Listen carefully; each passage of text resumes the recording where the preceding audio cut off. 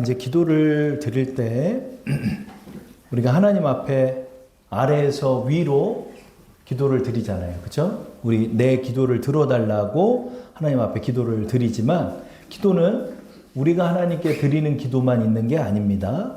기도는 위에서부터 내려오는 기도도 있는 거예요. 그래서 우리가 하나님 앞에 기도를 드리지만 이제 우리의 기도가 또 알아야 되는 것이 있어요. 그게 뭐냐면 하나님의 뜻을 또 깨닫는 기도를 우리가 드려야 하는 거예요. 그래서 내 말만 하고 이제 기도가 그동안은 끝났죠. 내가 하나님 이것도 해주시고 저것도 해주시고 이것도 해주시고 저것도 해주시고 예수님 이름으로 기도합니다. 아멘! 하고 집에 갔잖아요. 근데 이제는 우리는 어떻게 됐죠? 이제는 기도를 하면서 아버지의 뜻을 이제 구하는 거죠. 아버지의 뜻을 구하는 거죠. 아버지께서 나에게 무엇을 원하는지를 이제는 좀 깨달아야 하는 거죠. 그렇죠? 그래서 하나님 앞에 기도를 드리고 하나님께서 나에게 주시는 음성이 무엇인지를 우리가 귀 기울이는 기도가 필요하다는 거죠.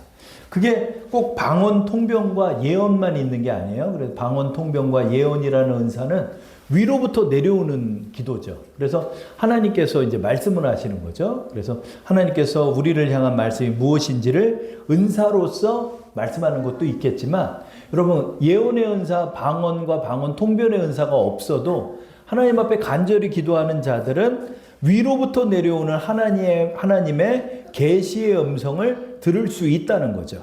그래서 우리는 기도를 통해서 내 말만 하지 말고 이제 분별의 기도의 응답들을 드릴 줄 알아야 한다는 거죠. 자, 우리 여러분 말씀장 보시고 로마서 12장 2절 말씀 우리 합독해 보도록 할게요. 너희는 이 세대를 본받지 말고 오직 마음을 새롭게 함으로 변화를 받아 하나님의 선하시고 기뻐하시고 온전하신 뜻이 무엇인지 분별하도록 하라. 그렇죠? 여러분 우리는 이 시대를 분별해야 돼요.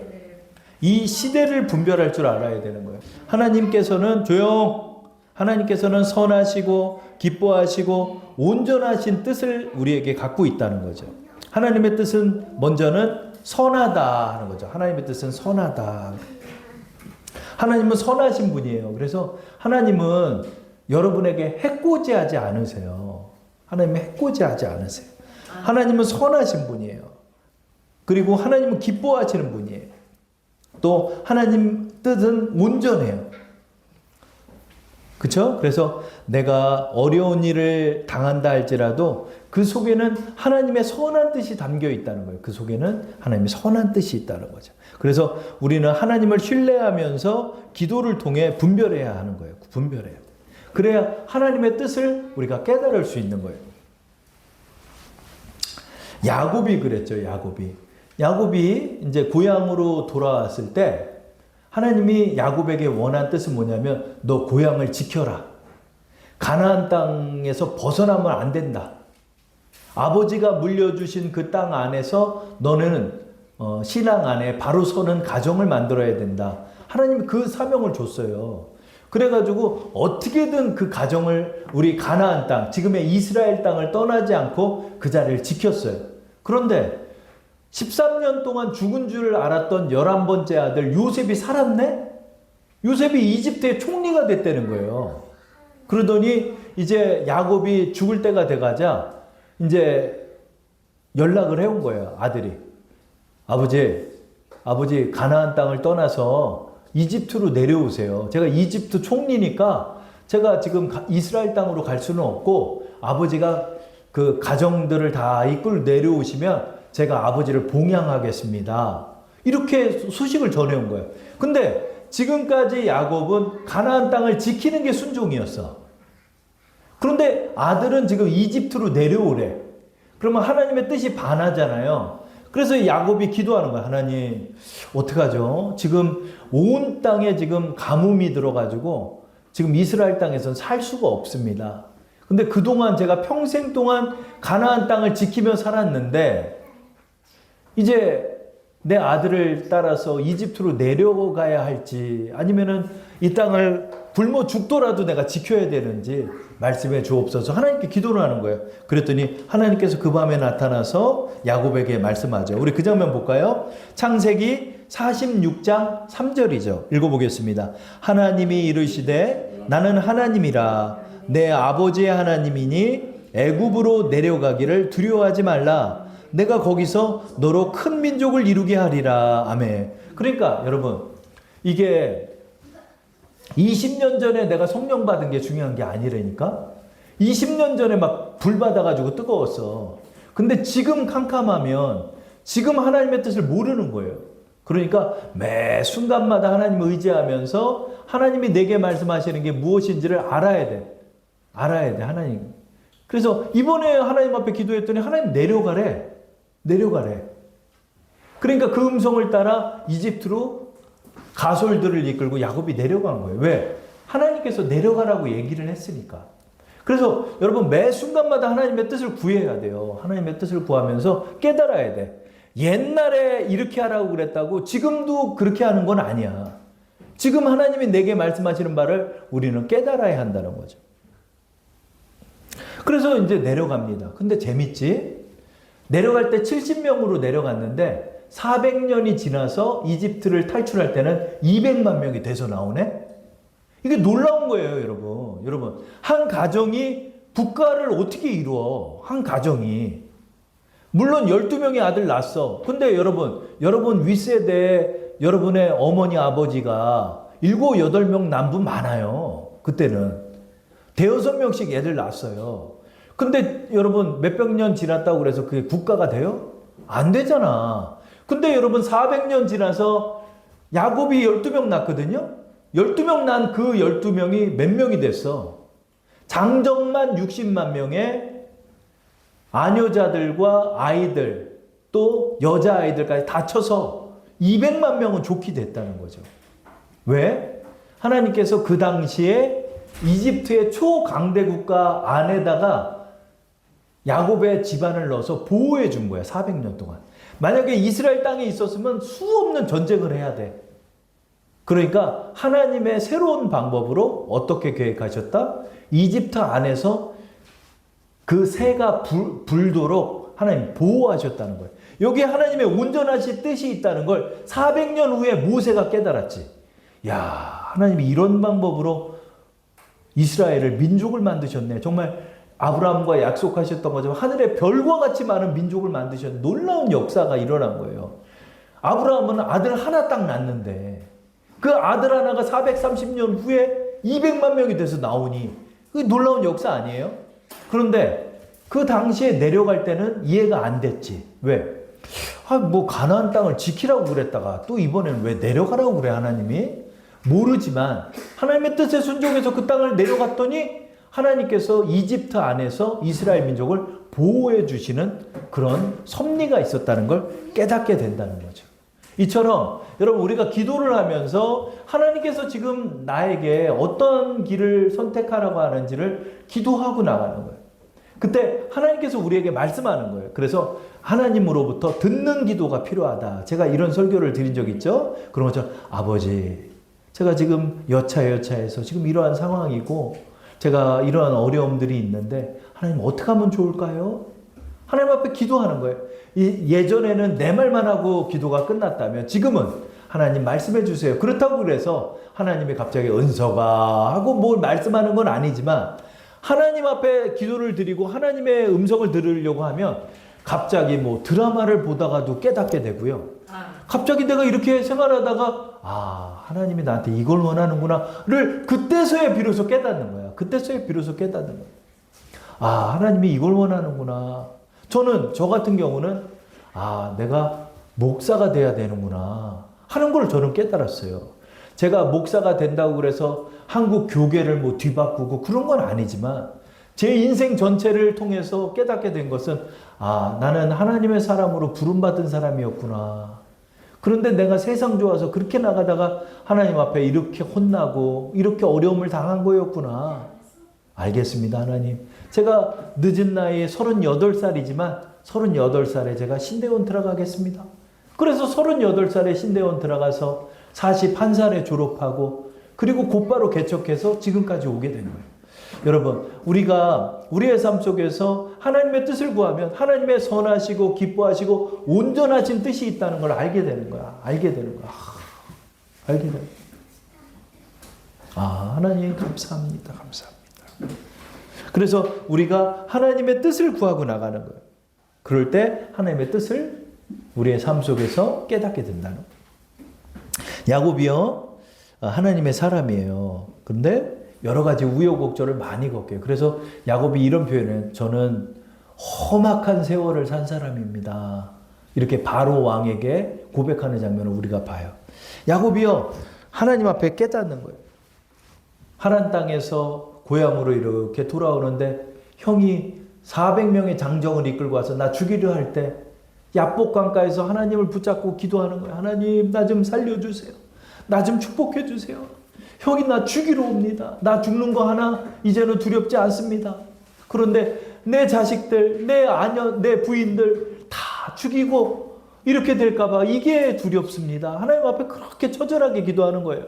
하나님을 붙잡고 놓지는 않는 거예요. 그랬더니 하나님이 이제부터 너를 야곱이라 하지 아니하고 이스라엘이라 부르겠다. 이런 말씀을 주시고 역사하니까 형이 갑자기 동생을 보더니 눈물을 와익 쏟네.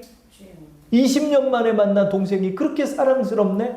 그 혈기 많은 사람, 평생 동안 원한을 품고 살아간 사람이 그날 아침에 새벽녘에 하나님이 역사하셔가지고 그 마음이 아주 부드러운 사람이 돼버린 거예요. 그래서 서로 부둥켜 안고 화해를 해요. 그리고 형이 돌아갔어요. 그래, 야곱아. 여기서 여러분 역사가 두 가지예요. 뭐냐면 첫 번째는 야곱을 죽이지 않은 역사. 그 다음에 두 번째 역사가 또 있어. 그게 뭔지 알아요? 그게 뭐냐면 형이 다 양보해줘.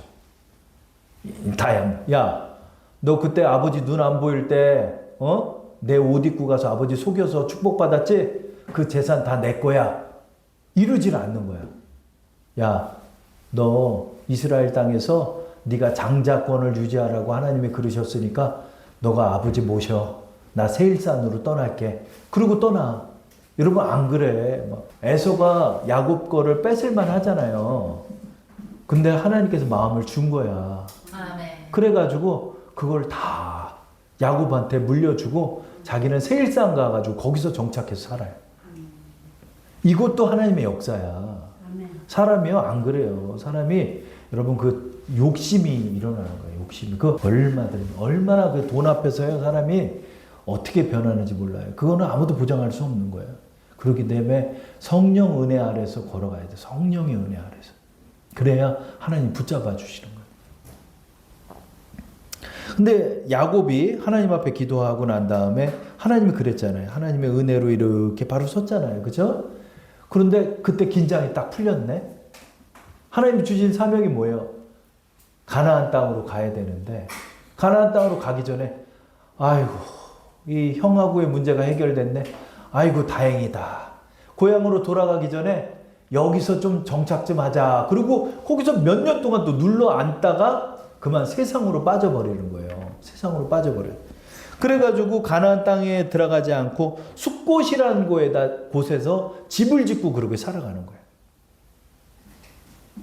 그런데 어느 날 그 숫곳이라는 그 세겜 지역에 그 외동딸 디나가 하나 있는데 이 디나가 그 축제에 놀러 갔다가 세겜 족장의 아들이 그냥 겁탈하는 사건이 일어나요. 그래서 외동딸이 그냥 그런 폭행을 당해가지고 옷도 다 찢겨가지고 막 머리도 풀어지고 막 울면서 집으로 돌아온 사건이 일어난 거야.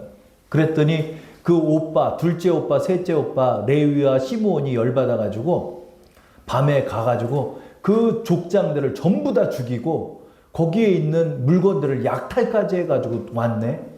아이고 이러다가 지금 세겜 족속들하고 전쟁 나서 또 멸족될 위기가 생겨버린 거야. 저쪽에서 이제 군대를 이끌고 오면은 그거 어떻게 맞아서 싸워요. 여기에 지금 싸울 만한 사람이 없잖아요. 그러니까 지금 부들부들 떨고 있는 거야. 그런데 그날 기도하니까 하나님이 깨닫게 하는 거예요. 너 왜 여기서 이러고 있냐? 너 왜 여기서 이러고 있냐? 너 가나안 땅에서 믿음의 가정을 만들라고 내가 너한테 명령했는데 너 왜 이렇게 이방의 땅에서 거기서 세상으로 또 빠져버리려고 그러냐. 그러니까 그 디나의 사건을 통해서 하나님 깨닫게 한 거예요. 물론 하나님이 말 안 들었다고 디나가 그런 일 당하게 한 건 아니에요. 그건 세겜 족장의 아들의 죄로 말미암아 이루어진 일이었지만 그 사건을 통해서 하나님께서 야곱이 깨닫게 하는 거야. 아, 내가 베델로 돌아가야지. 내가 처음 거기서 하나님 만났던 그 자리로 가야지. 내가 왜 여기서 이러고 있냐? 내가 세상에서 왜 이러고 사냐? 그리고 회개하고 다시 가나안 고향 땅으로 돌아오는 것을 우리는 보게 되죠. 우리 그 장면 한번 볼까요? 창세기 33장 17절부터 먼저 읽어볼게요. 다 함께. 야곱은 숫곳에 이르러 자기를 위하여 집을 짓고 그의 가축을 위하여 우리간을 지었으므로 그 땅 이름을 숫곳이라 부르더라. 이 숫곳이라는 것이 가나안 땅 외곽에 있는 그런 이방 지역이에요. 여기다가 왜 집을 져? 우리간이 뭐예요? 우리간은 그 가축들을 기를 수 있는 그런 곳이잖아요. 그러니까 아예 그냥 여기서 또 그냥 정착을 해버리는 거야. 여기서 집을 짓는다는 게, 여러분 장막을 짓는 거하고 집 짓는 거하고 다르잖아. 집을 짓는다는 게 뭐야? 거기서 살겠다는 거지. 그러니까 여기서 집 짓고 잠깐 집을 짓고 살다가 점점 땅도 사고 뭐하고 하면서 여기서 그냥 살아버리는 거야. 그러면서 하나님을 잊어버렸네.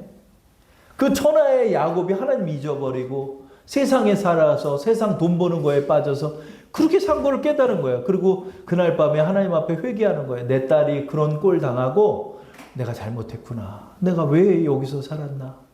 하나님 앞에 회개하고 하나님 앞에 돌아오는 장면 우리 한번 볼게요. 창세기 35장 3절입니다. 다 함께 읽어볼까요?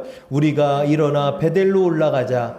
내 환난 날에 내게 응답하시며 내가 가는 길에서 나와 함께 하신 하나님께 내가 거기서 제단을 쌓으려 하노라 하매. 이 말하고 고향으로 돌아간 거예요. 이 베델이 어디예요?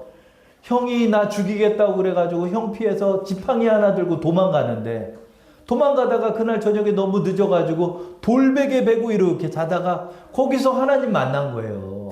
그래서 거기다 제단을 쌌어요. 옛날에 제단은 그냥 돌을 쌓아놨어. 돌을 쌓아놓고 여기에 하나님이 있구나. 그래서 베델이 뭐예요? 하나님의 집이란 뜻이야. 여기에 하나님이 계셨구나. 그러면서 거기다 제단을 쌓고 하나님 앞에 소원하고 하란 땅으로 가요. 하나님, 만약에 내가 이 땅에 다시 돌아올 수 있게 됐다면 하나님은 내 하나님 됐습니다. 하나님 앞에 그렇게 고백하고 떠났던 자리가 베델이에요. 야곱이 깨달아요. 디나 사건을 통해서 깨닫습니다. 하나님, 내가 돌아갈게요.